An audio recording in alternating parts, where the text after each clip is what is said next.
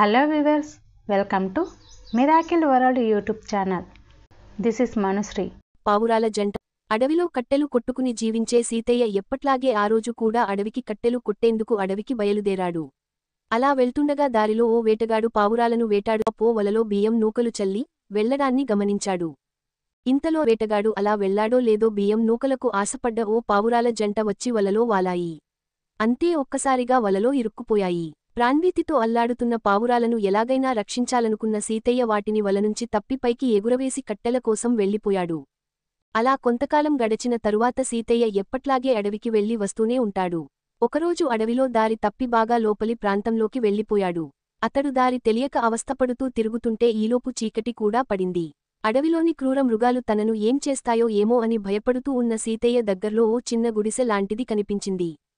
సీతయ్య గబగబా గుడిసె దగ్గరికి వేగంగా నడుస్తుండగానే జోరున వర్షం మొదలయింది. ఏంటో ఈ పాడు వర్షం వేళాపాళా లేకుండా దారి తప్పోయాను, ఇంటికెళ్లాలో తెలియటం లేదు. భగవంతుడా నన్ను క్షేమంగా ఇంటికి చేర్చు తండ్రి అంటూ మనసులో గొణుక్కుంటూ ఉండిపోయాడు. అయితే పదే గుడిసె పైనున్న పావురాల జంట సీతయ్యను గుర్తించి తమ ప్రాణాలను కాపాడిన అతడిని ఎలాగైనా సరే ఇంటికి చేర్చాలని అనుకున్నాయి. అనుకున్నదే తడవుగా అతడి తలపైనున్న గుడ్డను తన్నుకుని వెళ్లాయి.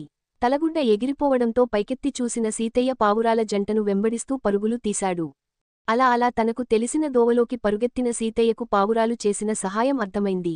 తనని ఇంటికి చేర్చేందుకే ఈ పావురాలు తన తలగుడ్డను తన్నుకుపోయాయని అర్థం చేసుకున్నాడు. చిన్న జీవులైనప్పటికీ వాటిని కాపాడిన విషయాన్ని గుర్తుపెట్టుకుని కృతజ్ఞతతో ప్రవర్తించాయని అనుకున్నాడు. వెంటనే ఆ పావురాలను తనతో పాటు ఇంటికి తీసుకెళ్లి అక్కడే ఉంచుకుని పెంచుకోసాగాడు Seethayya. For more videos, please like, share and subscribe to my channel and support me.